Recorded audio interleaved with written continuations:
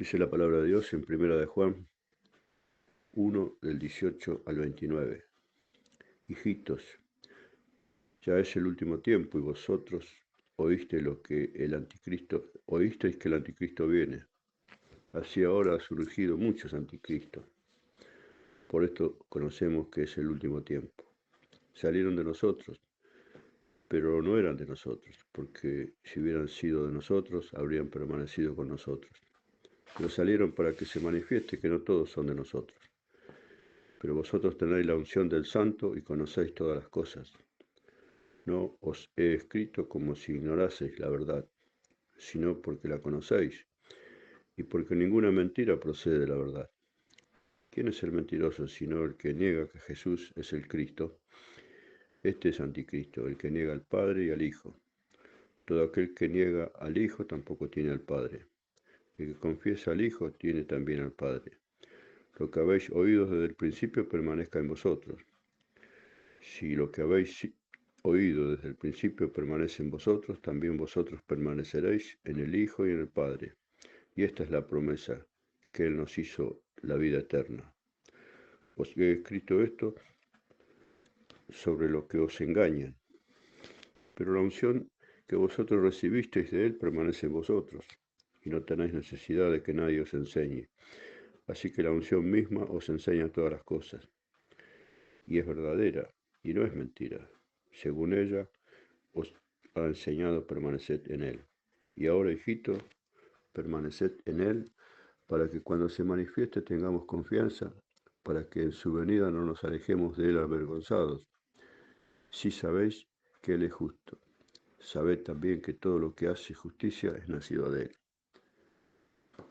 El último tiempo, como le decía, creo que ayer o antes de ayer, vio que desde que empezó a escribirse la Escritura, habla del último tiempo el maestro, porque los tiempos de Dios no son los nuestros, los últimos tiempos, porque pasan para nosotros son siglos, para Dios tal vez es un abrir y cerrar de ojos, como dice, creo que en Primera de Pedro, ¿no? O en Segunda, que un día para Él son como 1000 años y 1000 años como un día. Y hay muchos engañadores, siempre los hubo, y va a seguir así hasta que se forme, hasta que seamos un bloque, porque Dios compara a su pueblo como un cuerpo, ¿vio? Si nosotros en nuestro cuerpo tenemos cosas que nos hacen mal, sabemos que nos hacen mal, por ejemplo los vicios, la droga, el alcohol, el tabaco, todas esas cosas, y seguimos consumiendo esas cosas o otras cosas, ¿no? O los malos hábitos, nuestro cuerpo se va a deteriorar, ¿no? Y con los años seguramente quedaremos postrados o nos pasarán cosas feas. Pues bueno, el cuerpo de Cristo, que es donde estamos los que creemos en Él, tenemos que juntarnos, tenemos que empezar, ¿no? A darle una alegría a nuestro Salvador. ¿Usted no piensa que el Señor está triste en su trono porque nosotros estamos todos peleados? Porque cada uno hace lo que quiere, cada uno va para donde quiere. Hay cuanto que sacan pecho en el Evangelio creyéndose de que son lo que no son. Le hacen creer a la gente que ellos son los enviados de Dios. Sí, son enviados, pero no para andar haciendo las cosas que hacen, ¿no? Todos somos llamados por Dios. La Biblia dice que son muchos los llamados y pocos los escogidos. ¿Escogido para qué? Para el reino. Escogido para saber de que nosotros tenemos la unción del Santo, dice la palabra. Que no necesitamos que nadie nos enseñe, pero para que nadie nos enseñe, tenemos que ir al libro de la vida, que es la Biblia, ¿no? La palabra de Dios. Si nosotros vamos y nos sentamos en un lugar y escuchamos a los que predican nada más y a los que enseñan y a los que nos hacen creer de que si nosotros no escuchamos la enseñanza de ellos, nosotros nos vamos a perder, sí que nos vamos a perder, porque va a llegar un momento que ese hombre, Dios lo puede llevar a otro lugar o lo puede llevar con él. ¿Y a dónde está el maestro? ¿Qué va a pasar con nosotros? En cambio, la unción del Santo, que es el Espíritu Santo, si nosotros lo cuidamos, va a permanecer siempre con nosotros, porque está prometido por Dios, ¿no? Y yo doy fe de eso. Entonces, cuando usted empieza a leer la palabra y empieza a entender a Dios, y empieza a conocer cosas de Dios y ver los errores, usted tiene que hablar con esas personas, ¿no? En el nombre de Jesús. La Biblia dice que lo tiene que apartar y hablar con él, y hacerle entender por la palabra que está equivocado. Pero A veces nosotros no hacemos eso, en lugar de hacer esas cosas frente a frente o mano a mano, como se dice comúnmente, nos juntamos con otros para criticarlo, ¿no? Y ahí empieza el problema, empieza el chisme, ¿no? Como les digo siempre, del comentario al chisme hay un solo paso. Y lo pasamos rápido, ¿vio? Porque es lindo el chisme, porque hace que el otro sea el malo y nosotros seamos los buenos. El chisme nunca nos va a dejar mal parado a nosotros, siempre nos va a poner en que somos los mejores.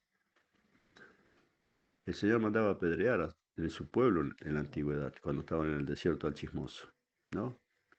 Porque hace mal.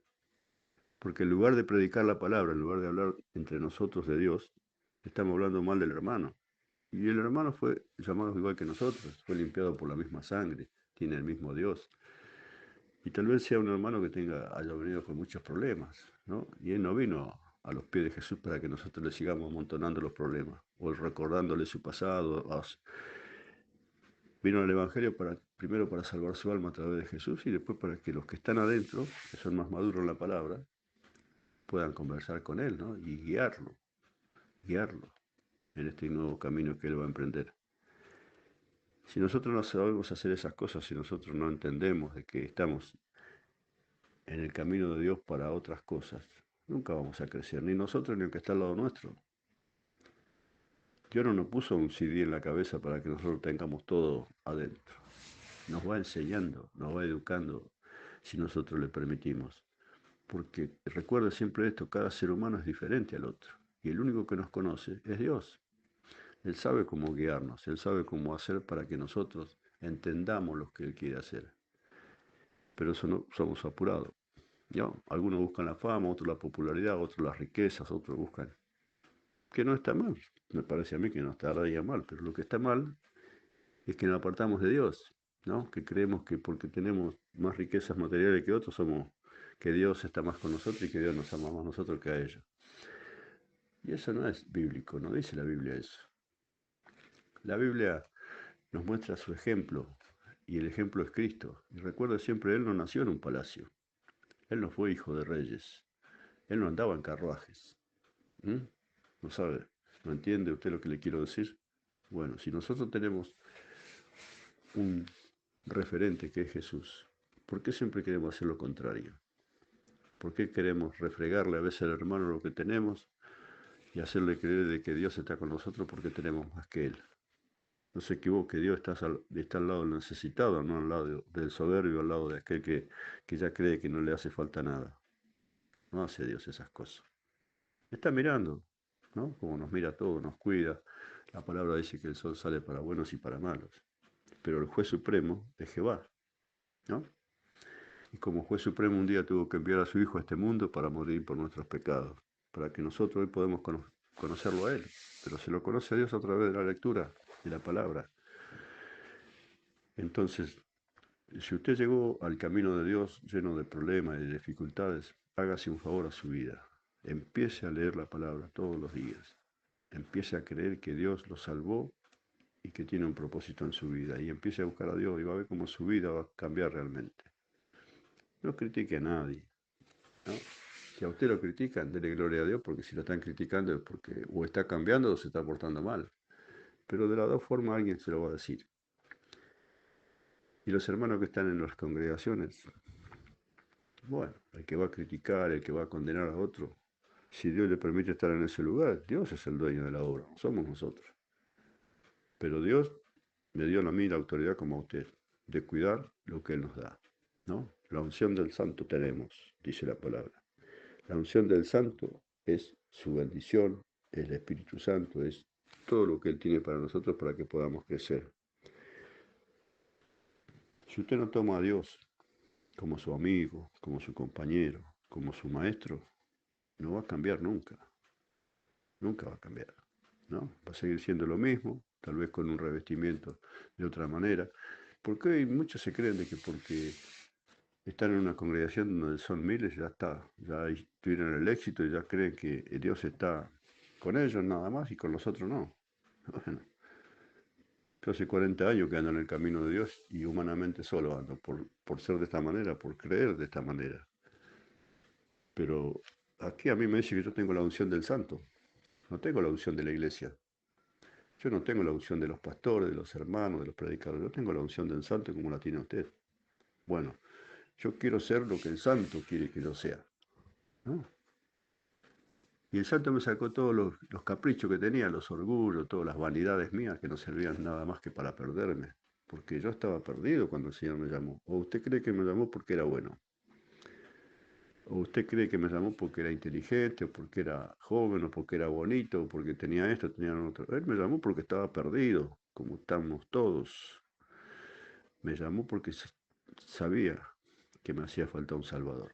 Y llegó en el momento justo, cuando Él lo dispuso. Y bueno, después empezó una dura lucha por el camino de Dios. La dura lucha es tratar de que uno, ¿vio? Encajarse en el pueblo, porque cuando usted lee mucho la palabra y empieza a conocer a Dios a través de la unción del santo, lo hacen a un costadito. Porque el que va a la iglesia no va para cambiar, va para aparentar y va para hacerle creer al otro que está cambiado. ¿Sabe cuántas veces escuché yo? Si eso es ser cristiano, me quedo como estoy. Y se confunden todas las cosas, porque escuchan a uno, a otro, al otro. No digo que no hay que escuchar, sí, pero usted tiene que analizar con la palabra si lo que está escuchando es de Dios. Entonces, la gente sigue creyendo de que si está en un lugar determinado, en esos grandes templos que parecen catedrales, que parecen palacios, bueno, algunos predicadores, ¿no? Veo, de saco, corbata, que están bien perfumados, que están bien presentados, y después andan haciendo macanas por todos lados. Entonces, yo le digo todo esto porque lo recibo de parte de Dios, no de parte mía. Yo no conozco a nadie. Estoy en soledad humana porque donde voy y me dan el púlpito, como me pasó muchas veces, me escuchan una vez, dos, a la tercera vez me dejan sentadito en un rincón. Y yo siempre digo lo mismo, a mí el que me pone en penitencia es Dios, no el hombre. Si ellos no me llamaron a mí, ¿cierto? Entonces sigo adelante. Trato de vivir, trato de comprender lo que Dios quiere con mi vida, porque yo quiero ser salvo, hermano. Yo quiero partir de este mundo cuando me toque, pero quiero ir para vivir la vida eterna junto a Dios. Yo no me quiero perder, no me quiero perder. Y cuando empecé a leer la palabra y me di cuenta que había un cielo, una vida eterna y un infierno, y que de ahí me sacó el Señor de la puerta del infierno, yo no quiero estar ni en la puerta del infierno. Bueno, la palabra dice que si yo creo en Cristo, si yo creo en su palabra, si yo creo en lo que Él hizo en la cruz del Calvario, yo soy salvo como usted, pero tiene que cuidarla, la salvación. El que persevere hasta el final, ese será salvo, dice la palabra. Porque nosotros tenemos un enemigo mortal que es Satanás, que está en todas partes, así como está Dios. Él tiene sus secuaces, él tiene sus ángeles caídos, él tiene tanto poder en la oscuridad, pero un poder limitado, porque Dios es el único que lo puede parar.